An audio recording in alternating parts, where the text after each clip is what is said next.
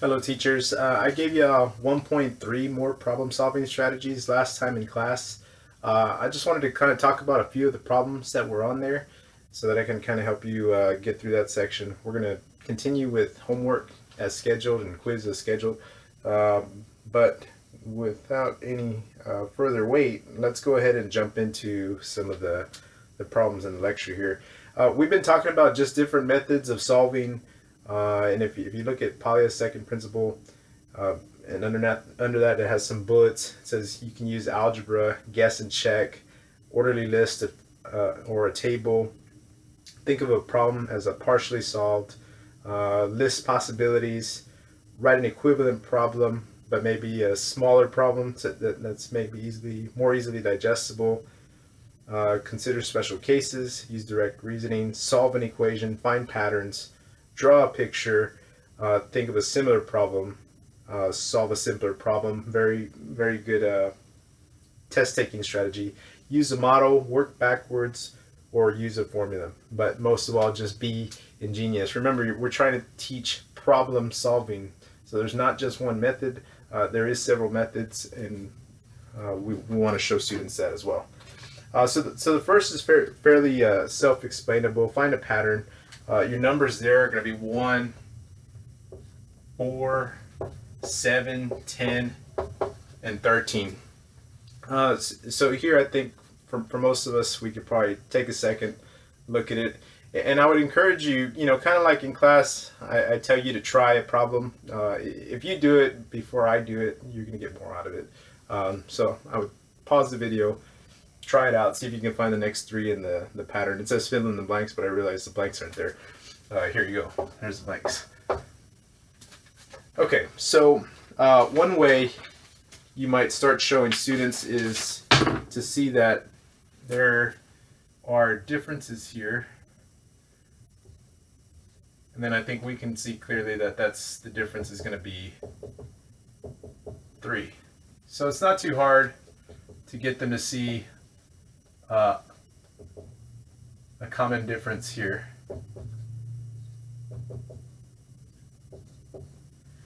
So we get the numbers 16, 19, and 22 in this pattern. So one that they might have a little more trouble with would be the following pattern. Because if you notice, these now don't have a common difference. There might be actually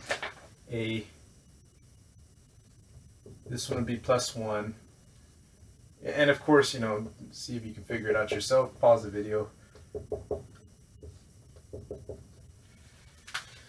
+4. But I think most of us, once we see this, now we see another pattern, right? So what would be the next one?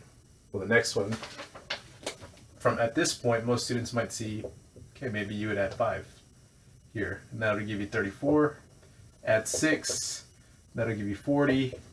Then add 7, that'll give you 47. Completing your list.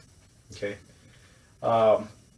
So those are good methods to kind of show them how to define pattern finding. So those are differences. But then the following one,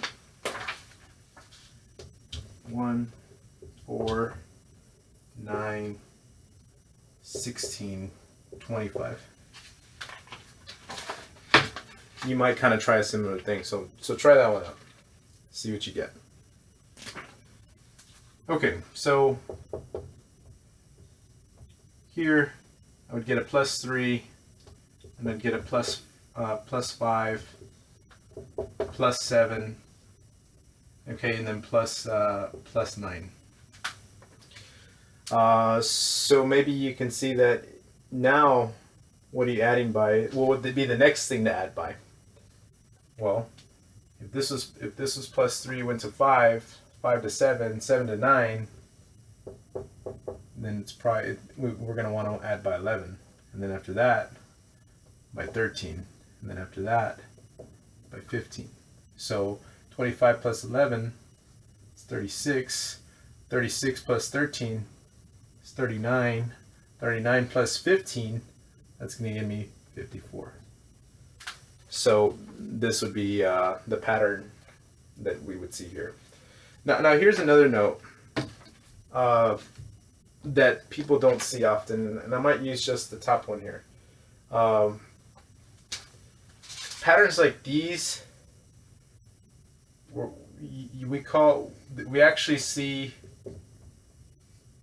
if I find the differences of the differences, which I'll call the second differences, here in pink, probably not the best choice of color, but you see that the second differences are all consistent. So that's an interesting thing. From here, 5 to 7 is plus 2, 7 to 9 plus 2, 9 to 11 plus 2, 11 to 13 plus 2, 13 to 15 plus 2. So that's an interesting pattern that emerges that maybe we wouldn't have considered.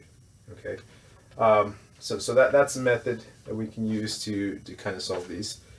And then maybe even back to the first one. Can we try another strategy? Well, I can call this the first term. That's second term, third term, fourth term, fifth term. And then we have 5 terms there, and then I can actually put what the values are for each of those terms. And then, so is there a way that we can find an equation to this? Well, we kind of actually have here what we know as a slope. It's a rate of change, right? So this is changing by 3. So if I have that, I really have, if I'm going to call this n, that's the number of the term, I can maybe write an equation where my value is going to equal 3n, but then I try this out. 3 times 1 would not give me 1, so I would probably have to subtract. 3 times 1 would give me 3, but if I want 1, I'm going to have to subtract 2. Okay, let's check my theory here. 3 times 2 minus 2, that's 4, that works. 3 times 3 is 9, minus 2 is 7, that works. 3 times 4 is 12, minus 2 is 10. 3 times 5 is 15, minus 2 is 13. So I've also developed an algebraic method, which would kind of be more towards your pre-algebra, algebra classes in about 9th grade, 8th grade or so. So 2 ways to do that, but let's move on. Okay, so you have a picture of dots, okay, and the dots look like this. You have the paper, okay, and they want you to draw the next 2, right? So the next 2, so why don't you try it, right, first, and then pause it, come back. So the next 2 would now have 4 columns of 2. Then the final one would have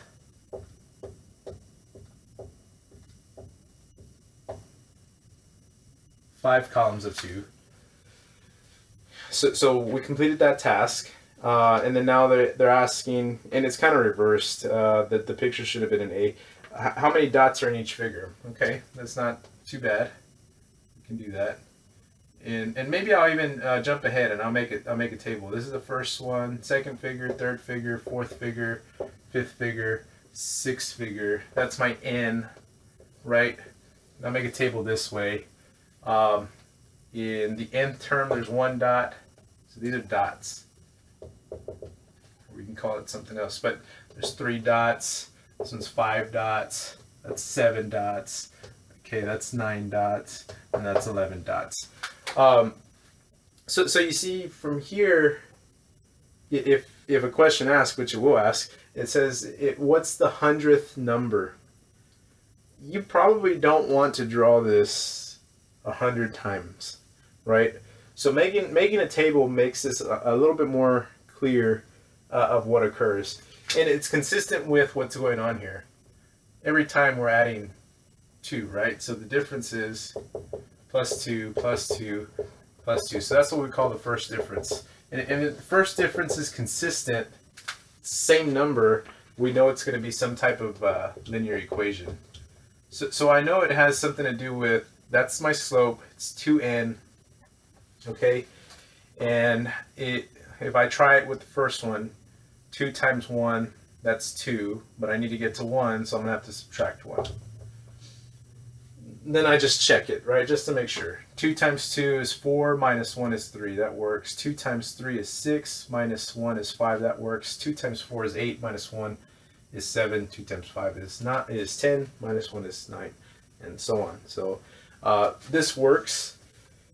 This is much more efficient to be able to get the 100th term, right? Because now I have a formula where I can plug in the term number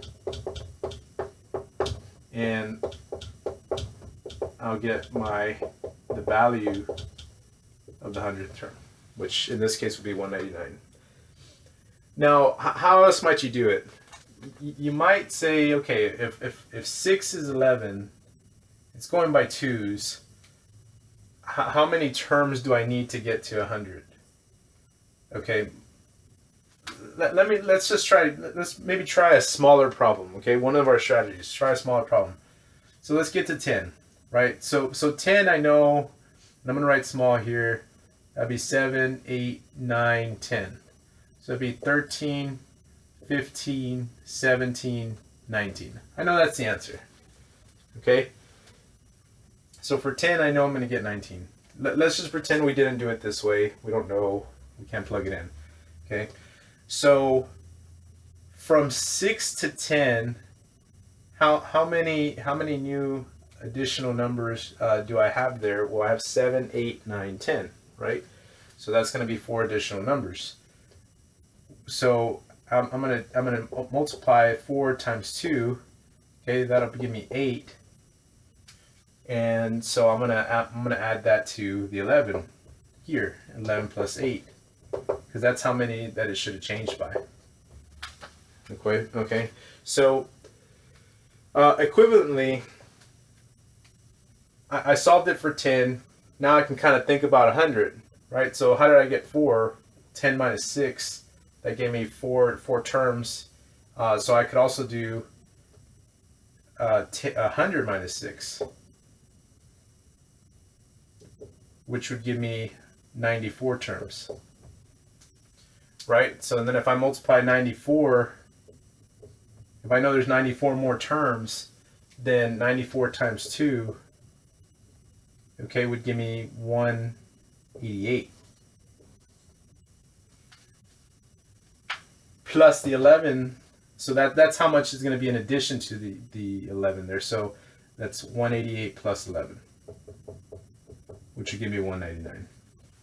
Okay, so that would be a way, maybe without algebra, that a student might come to this conclusion. It needs some development, right? But what did? We used a smaller problem, and then we took it to the bigger problem, which was to 100. Okay. And then there's a strategy there, problem-solving strategy, number 6. And I don't know if I have any examples of this on this page, so we might talk about it down the line. But that says consider special cases. Well, and just an FYI, special cases might be like cases where something's 0 or a number is 1, or you kind of get an odd solution, things like that. Okay, so let's move on to Pascal's triangle. Okay, so Pascal's triangle. Pascal's triangle is constructed with a 1 on the very top. Okay, and then you have subsequent ones on a following row. So the first row we actually call row 0. This will be called row 1. And then we're going to keep doing diagonals of 1s. And then in the middle of each pairs of numbers, you're going to write their sum. Okay, so we'll do this for a couple of rows. We'll do another diagonal, add the sums of each pair that are next to each other, and keep going with my diagonals. It's 4, 3 plus 3, that's 6, 3 plus 1, that's 4. And then We'll do a few more rows. It's 5, that's 10, that's 10, that's 5. Okay. So why don't you try two more rows? Okay, see if you can get the idea. Okay, so here they are.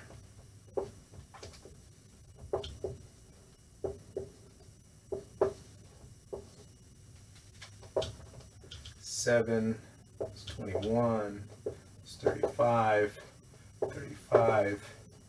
Okay, and then that's 21, and that's 7, and that's 1. Okay, and then the first task says compute the sum of the elements in each rows. I think that's something you can do, and then see if you can see a pattern. Okay. All right, so the first row obviously is going to add up to 1. Second row will add up to 2. I'm kind of do it in a diagonal here. We're going to add up to 2. Fourth row will add up to 4. Fifth row will add up to 8. Sixth row will add up to 16. Seventh row add up to 32. Eighth row will add up to 64. Ninth row will add up to 128. Okay. All right. So, do we see a pattern? Oh, okay, good. That's correct.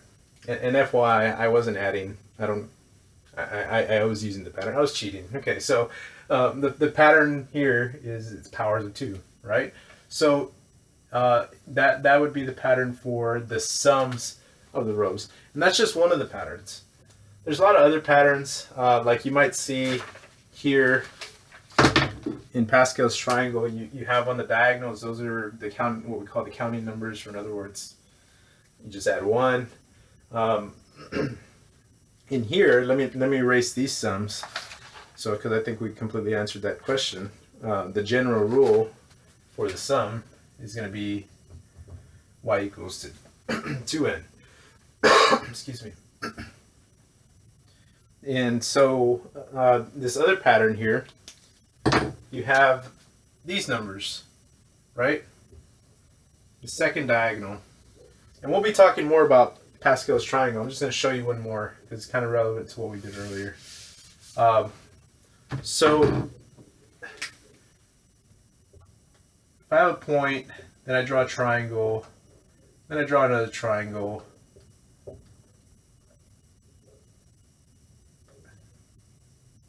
and then I'm going to draw another triangle.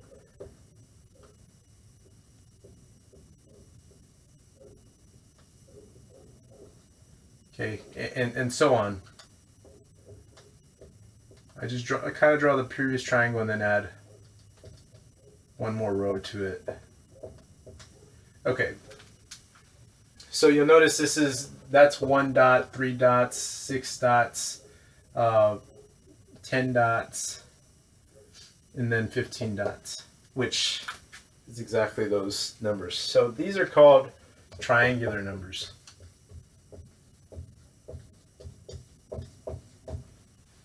So one of the many patterns that are in Pascal's triangle, but many more. But that's all we'll talk about today. We'll kind of go on with your next questions.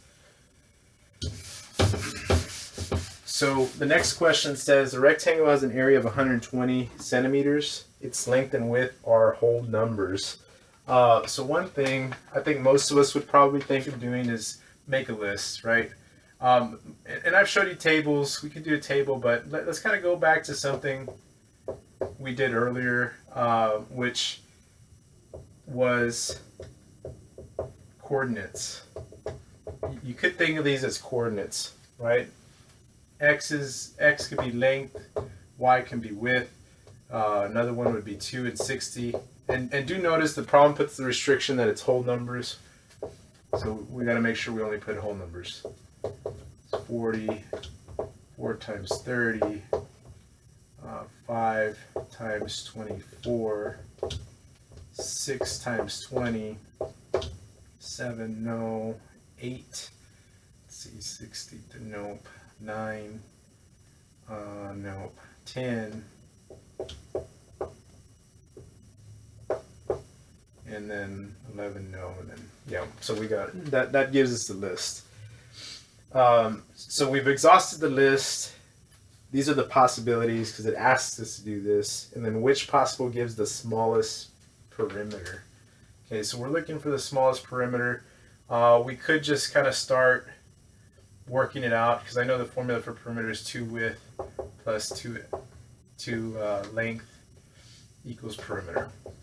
Okay, let me switch this up. 2 length times 2w, same thing, but that's how I wrote it in the coordinates. So the first one, 2 times length plus 2 times 120. That's 240 plus 2, that's 242. Okay, 2 times 2 plus 2 times 60. Okay, 4 plus 120 is 124. 2 times 3 plus 2 times 40. 6 plus 80, that's 86. And so on and so forth. That's 8 plus 60, 68. 2 times 5 plus 2 times 24. That's 10 plus 48 is 58. Okay, and then 2 times 6 plus 2 times 20. It's 12 plus 40. It's 52. And then finally 2 times 10 plus 2 times 12 equals 20 plus 24. 20 plus 24. That's going to be 44. And of course, some of y'all might have said, well, yeah, it's going to be this one because these are going to multiply higher numbers times 2. So you might have made that conclusion, which is fine. Your students might do that as well. But this is just a method. Now, you might say, well, that's a lot of writing. But again, you're teaching problem solving. Give them an understanding, a general understanding of what exactly they're doing. Right, and you might even use pictures with this. I didn't do that on this one, but I think you can kind of see where you use the pictures there. With that said, and again, that's without even talking about. I just kind of jumped to it, but of course we're using length times width. That's length times width there. Let me kind of suggest something else where you can kind of generate these numbers fairly easily. If I know that my area is length times width, I know it's, in this case, x times y, right? But I know my area. My area is 120. Okay, so can I come up with an equation to generate all these quickly for me? Yes. If I divide by x, I get 120 over x. And then I'm going to put the y over here just by convention. And then you could actually just divide like we did, or you could even have students, maybe if it's in a more advanced class and you're showing them a calculator, you could also put that in a calculator as convenience or motivation to actually do this in the first place. So that's a possibility that you can do that. And then even further, you can find the solution through calculus, but I'm not going to get into that right now. So these are a couple methods, not the only ones. I would maybe challenge you to try or think of another one. Okay, last one. Liz has a large collection of white chairs that also has the black chairs. At first she puts down a white chair. She then makes a second arrangement. A white chair surrounded by 4 black chairs as below. For the third arrangement, she has added to the second area with 4 white chairs. In the fourth position, Liz copied the third area and added 4 more black chairs. Assuming the pattern continues, how many black chairs will Liz need for the 10th arrangement? Again, I think we're only talking about black chairs, so I think a table would work here nicely. And then so I'm going to call this arrangement number, okay, or n. So arrangement 1, 2, 3, 4, 5, 6, 7, 8, 9, 10 are all given. And then I'm only interested in black chairs. So the black chairs, this is 0, this is 4. For arrangement 2, arrangement 3, there's still 4. Arrangement 4, there's now 8. So if the pattern continues, what's arrangement 5 going to be? Well, they're going to add, they're adding 4 black chairs, then they're adding another 4 white chairs, and then now they're going to add another 4 black chairs. Or on the 5th arrangement, they'll add another 4 white chairs. So there's still going to be 8 black chairs. Then on the 6th arrangement, that's when they're going to go back and add black chairs again. 4 more black chairs. On the 7th arrangement, they're going to add 4 white chairs. Then on the 8th arrangement, they're going to add 4 more black chairs. And then they're going to add 4 white chairs. And then 4 black chairs. So you kind of see the pattern: 0 black chairs, 4, 4, 8, 8, 12, 12, 16, 16, and then 20, 20. So you can kind of go on by that. And they're adding by 4, which is not necessarily, I think the table makes this a lot easier to just see and organize rather than to try and think through it. Some students might, but okay. So basically that's it for the day. We kind of went over a few different problem solving strategies. Now I would have you note that your homework, there may be problems that maybe we didn't cover necessarily, but again, it's a problem solving critical thinking section, so use different methods to arrive to the answers. You also have the homework help on MyMathLab. All right, well, I hope you have a good weekend. I will see y'all next Tuesday. Have a good day.